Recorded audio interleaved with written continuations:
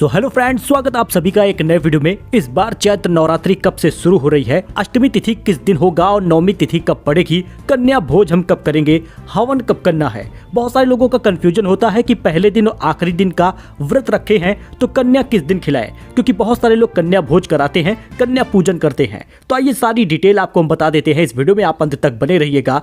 चैत्र नवरात्रि की शुरुआत हो रही है तो जय माता दी कमेंट में जरूर लिखिएगा। चलिए शुरू करते हैं। बात कर ले चैत्र नवरात्रि की, तो शुक्ल पक्ष के प्रतिपदा तिथि को शुरुआत होती है और इस साल चैत्र शुक्ल प्रतिपदा तिथि नवरात्रि 9 अप्रैल को मंगलवार के दिन शुरू हो रही है। चैत्र नवरात्रि के पहले दिन घट स्थापना होती है और मां नवरात्रि के पूरे 9 दिनों तक मां दुर्गा की 9 शक्तियों की पूजा होती है।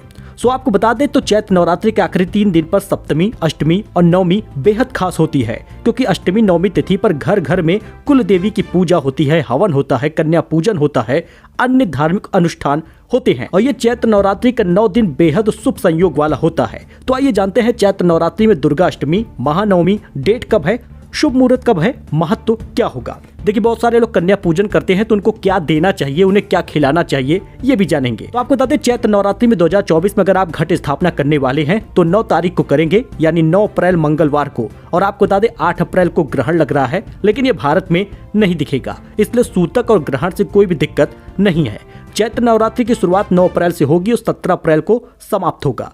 कलश स्थापना अगर आप करने वाले हैं तो 9 अप्रैल को सुबह 6 बजे से शुरुआत कर दीजिएगा और 10 बजे तक आपको कलश स्थापना कर लेनी है, यानी 4 घंटे का समय है जब आप कलश की स्थापना कर पाएंगे, माता रानी की स्थापना कर पाएंगे। अगर कलश स्थापना कर दिए हैं तो व्रत का संकल्प भी उसी समय ले लीजिएगा, लेकिन कलश स्थापना करने से पहले पूरे घर को साफ रखिएगा। फिलहाल आपको बता दें अभिजीत मुहूर्त भी है, क्योंकि बहुत सारे लोगों को सुबह समय नहीं मिल पाता, तो वो लगभग 11:57 से 12:48 तक अभिजीत मुहूर्त में भी घट स्थापना कर पाएंगे। 51 मिनट का समय मिल रहा है। देखिए इस दिन मां शैलपुत्री की पूजा होती है पहले दिन, तो इस बार मां दुर्गा घोड़े पर सवार होकर आ रही हैं। मां शैलपुत्री की पूजा जरूर करिएगा, घट स्थापना विधि पूर्वक करिएगा। जल्दबाजी या भार में किया गया कार्य सफल नहीं होता, इस बात का ध्यान रखिएगा। चैत्र नवरात्रि 2024 में अष्टमी कब है, आपको बता दें 16 अप्रैल को अष्टमी होगी, मंगलवार के दिन। नवरात्रि के 8वें दिन यानी अष्टमी के दिन महागौरी माता की पूजा होती है और शुभ मुहूर्त जो है वो 9:08 से लेकर 1:58 तक है, दोपहर तक। तो आप इसी समय हवन कर लीजिएगा। अगर आप अष्टमी को हवन कर रहे हैं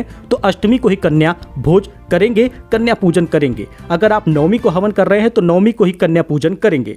अब चैत्र नवरात्रि नवमी कब है, तो 17 अप्रैल को रहेगा। नवमी शक्ति मां सिद्धिदात्री होती हैं, इनकी उपासना करनी होती है। तो अगर आप नवमी को हवन कर रहे हैं तो 17 अप्रैल को दोपहर 3 बजे तक शुभ मुहूर्त है, आप हवन करिएगा, कन्या पूजन करिएगा। अष्टमी नवमी तिथि का महत्व बहुत है। चैत्र नवरात्रि की अष्टमी और नवमी पर कुल देवी पूजन, कन्या भोजन, हवन, नवरात्रि के 9 दिनों का व्रत पूजा संपन्न होता है। इस दिन माता की आराधना करने वालों को सुख, शक्ति, तेज, बल, आत्मविश्वास और ऊर्जा प्राप्त होता है। चैत्र नवरात्रि की महानवमी पर रामनवमी है, यानी श्री राम जी का जन्म भी हुआ है, तो इस वजह से ये और भी ज्यादा शुभ संयोग वाला बन जाता है। इसके साथ ही कम से कम 5 बार तुलसी की माला से भगवान राम के मंत्र का जाप भी आप कर सकते हैं। देखिए कन्या पूजन करने जा रहे हैं तो अगर आपके घर में कन्याएं आ रही हैं तो उनका सबसे पहले आप पैर धुलिएगा और उनके पैरों में रंग लगाइएगा।